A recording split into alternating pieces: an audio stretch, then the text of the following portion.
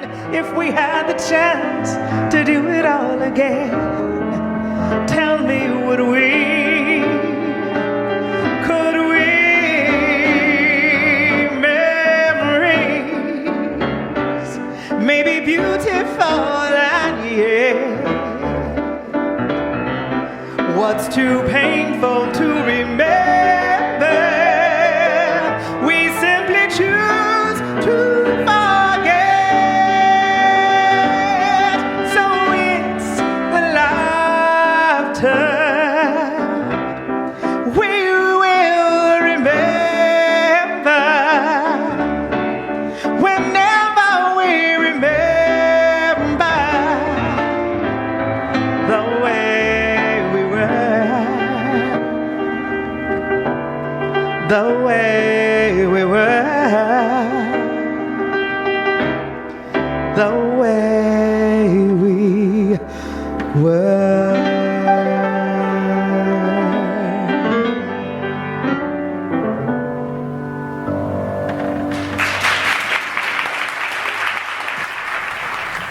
Surprise! Love has found us. Us. Right here. Love has rewritten lots and lots of lines. Some of your lines, many of my lines. Love has shattered pictures. Love has given us a new script and new roles. Love is disrupting the way we were and the way we are. Why are we surprised then? Why are we surprised?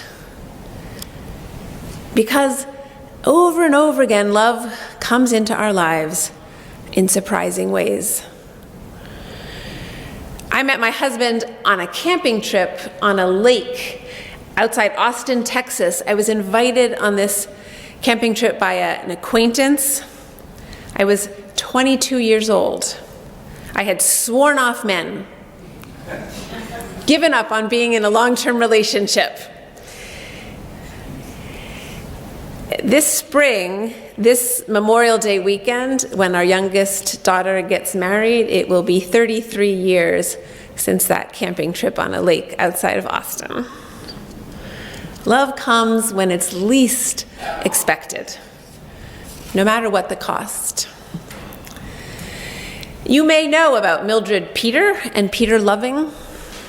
Born in Virginia, love brought them together, despite the fact that one of them was light-skinned or white, and the other was dark-skinned and considered black. Because it was illegal for black and white people to marry in 1958, Mildred and Peter drove to Washington, D.C. to marry. Then they returned to Virginia to raise their family. Then, on July 11th, 1958, they were arrested by the local police for violating the Virginia Racial Integrity Act. On January 6th, 1959, 6 months later, they left their families behind and moved out of state to Washington, D.C., rather than go to prison. Their sentences had been suspended on the condition that they not return to Virginia for 25 years. In D.C., Peter worked as a bricklayer and Mildred stayed home taking care of their 3 little children. Then in 1964, 5 years in exile from their home state, sad, feeling so sad and so frustrated by the separation from their families, Mildred wrote a letter to then Attorney General Robert F. Kennedy. Kennedy replied, and in his letter referred her to the ACLU.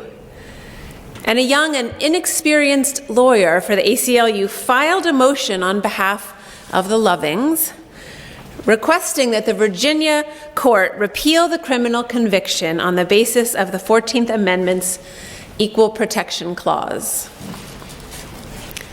However, the judge for the district court in Virginia upheld the state's ruling, writing,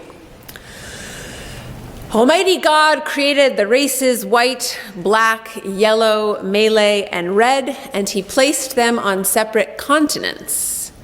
And but for the interference with this arrangement, there would be no cause for such marriages. The fact that he separated the races shows that he did not intend for the races to mix. When the Lovings appealed this ruling to the Virginia State Supreme Court, the judge upheld the ruling again on the grounds that because both Peter and Mildred were punished equally, there was no violation of the Equal Protection Clause. Still supported by the ACLU, the Lovings appealed that decision, and the case was finally heard by the United States Supreme Court. Mr. Cohen, Peter Loving, wrote to the lawyer, "Please tell the court I love my wife, and it's just unfair that I can't live with her in Virginia." On June 12, 1967, the Supreme Court ruled in favor of the Lovings. The opinions of the justices were unequivocal. There is patently no legitimate overriding purpose independent of invidious racial discrimination which justifies this classification. The fact that Virginia prohibits only interracial marriages involving white persons demonstrates that the racial classifications are measures designed to maintain white supremacy. It is simply not possible for a state law to be valid under our Constitution, which makes the criminality of an act depend upon the race of the actor. Marriage is one of the basic civil rights of man, fundamental to our very existence and survival. To deny this fundamental freedom on so unsupportable a basis as the racial classifications embodied in these statutes is surely to deprive all the state's citizens of liberty without due process of law.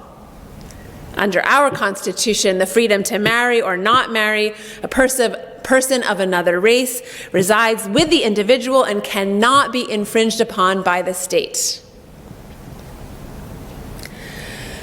Love surprised not just the Lovings, but the state of Virginia and our whole nation. Love and the Lovings surprised all of us with the power of interpersonal love to transform not just our personal lives, but the lives of people around us, and even our laws. Never once for the spotlight, Mildred and Richard declined to attend that Supreme Court hearing. We're not doing this just because somebody had to do it and we wanted to be the ones, Richard told Life magazine in an article published in 1966. We're doing this for us because we want to live here in Virginia. Interpersonal love does give people courage they didn't know they had.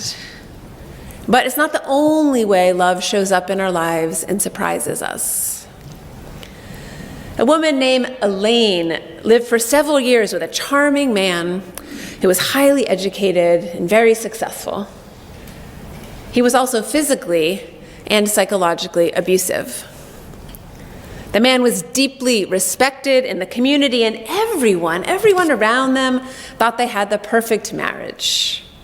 But at home, he blamed her constantly and consistently for provoking him and told her that she brought the violence on herself by being just so darn stupid. Over the years, Elaine lost so much of her sense of self that she started to believe the things he was saying about her. Until one day when Elaine and her husband were walking together in New York City. They were standing at a crosswalk waiting for the light to change when Elaine looked across the street and noticed an exceptionally beautiful building with pre-war architecture. She called her husband's attention to the building. "Melvin, isn't that a beautiful building?" she said. Thinking they were alone, he spoke to her with his usual total contempt. "You mean the one over there that looks exactly like all the other buildings?" which is when a stranger standing near them turned to Elaine's husband and said in a strong New York accent, which means she knew the city and its buildings well, "She's absolutely right, you know, that building is beautiful, and you are a horse's ass." In that moment, Elaine knew she was going to get out. In that moment, she knew she still respected herself enough to get out. In that moment, she knew she was strong enough, that she still cared enough, that she still loved herself enough to get out. All in that one moment. Love is like that too. It arrives suddenly, unexpectedly, with a word or a touch, just a glance or a suggestion, or sometimes even a simple prayer. Yvonne was in college when a friend told her, "You know, you sound like a Unitarian," and suggested she visit First Unitarian of Meadville, Pennsylvania. She never forgot that first Sunday in a Unitarian church. The minister spoke to her deepest beliefs about God and about religion. She got up at the end of the service feeling full and wanting to share. But the members all walked away without offering a hello or a handshake or even a smile. It was as though she was invisible. She wasn't invisible. It was 1958, and Yvonne was black. She still is. Raised during the Depression, Yvonne grew up spending time with both of her parents, who divorced when she was 8, and her grandmother. With her grandmother, she went to the charismatic church on the corner on Sunday mornings, and at the front of that church, the words, "God is love," were painted in big gold letters on the wall. With her dad, she went to the Baptist church, and with her mother's sister, she went to the Episcopal church. But the biggest influence on her was her grandmother. Yvonne writes, "I witnessed my grandmother's religious evolution up close. She shared resources with those in need, saving several small businesses with a gift or a loan. She prayed for the sick. And in her spiritual life, she drew from the religions of the world. She burned incense in a seated figure of the Buddha. She fasted in sympathy with Mahatma Gandhi as he protested British rule over India.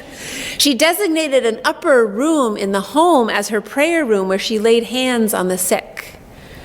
She placed a rack of votive candles and a prayer rug in front of one window in the room facing east. She asked an artist to paint a picture of Jesus in the Garden of Gethsemane on the north wall, and she had old hymnals and a framed picture of a black Jesus in that room. And everyone who entered her home was greeted with salam alaikum, an Islamic greeting of peace.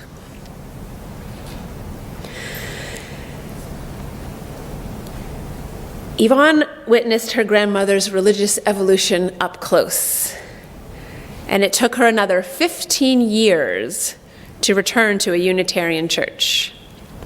This time it was after she had studied and gotten her master's degree, after she had traveled through Europe and South America, after she had worked for the government of Zaire, and after she had worked at Wilberforce University, where she studied African American culture and traditional religions. This time, at All Souls in DC, her hometown, she felt welcomed by the community. This time, she was also with her husband, Mr. William David Chappelle, and her son, Dave Chappelle. That Dave Chappelle, the famous comedian and stand-up comic. 6 years later, in 1979, Yvonne felt the call to become a Unitarian Universalist minister when her grandmother died. She rushed to the home where her grandmother had been cared for years. And as she crossed the threshold into the room, her grandmother opened her eyes and took her last breath. She died as Yvonne walked to her side, giving Yvonne her last breath as her legacy. I took this as a sign that I was being called to continue her ministry of compassion and healing. Closing her eyes, I silently committed to the call. Love is like that, too. It gets passed from one generation to the next in surprising moments and in unexpected ways. Passing on not just a feeling, but a responsibility. Like the responsibility to share the love of something greater than ourselves, to share the love that we've been given, the love of God or for God, perhaps, with our families and our communities. Love is full of surprises, just as God is.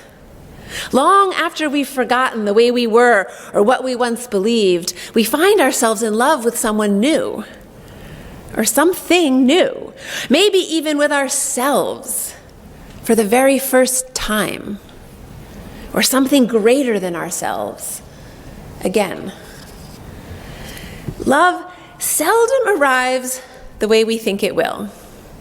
St. Paul said love is patient and kind, but sometimes love is ferocious and fierce and relentless. It changes the world. Shakespeare said, love is an ever-fixed mark that wavers not, but we know how fickle a human heart can be. They say we have to love ourselves before we can really love someone else, but sometimes it's only because someone else loves us that we can even begin to love ourselves. Chaucer said love is blind, but the ancient Greeks said beauty is in the eye of the beholder. Love is so surprising, even our aphorisms about love contradict each other. Remember them this week as you look forward to or worry about Valentine's Day. Remember then as we celebrate Ash Wednesday together this weekend at Wow Chapel, it's not a matter of whether you believe in love or not. It's not a matter of whether you were loved well as a child or not. It's not about whether you deserve love or not. It's not a matter of being too old or too young or too ugly or too pretty or too poor or too rich or too fat or too thin or about having a certain color skin. Love is bigger than all of that. Our work is to not let our beliefs be a barrier to love. Our work this week especially is about allowing the Rockies to crumble and Gibraltar to fall and finding love is still here because love is here right now. And love is here to stay.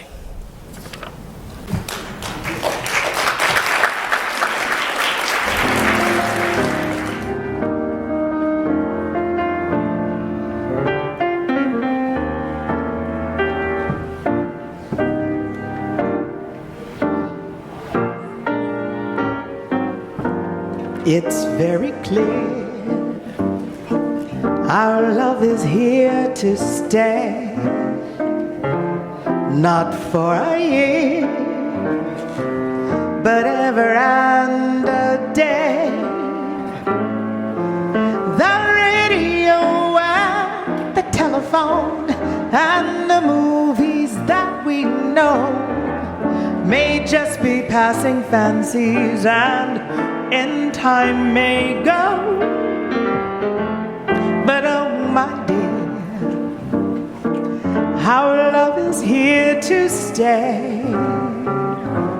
Together we're going a long, long way.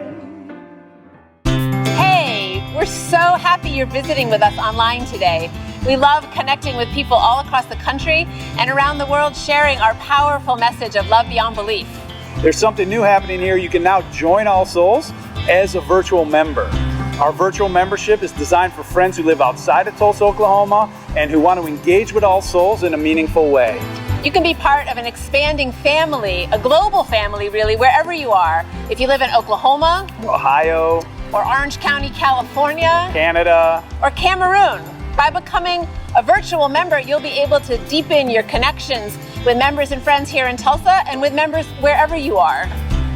Each week, you'll receive special All Souls content tailored for you, our virtual members.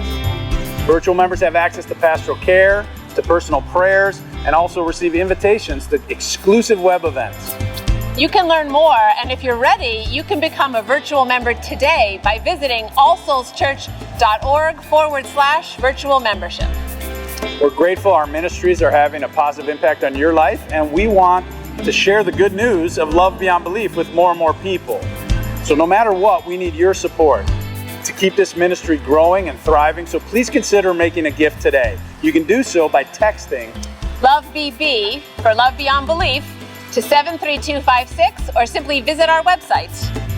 You are a blessing in our lives. May you be blessed. and be a blessing.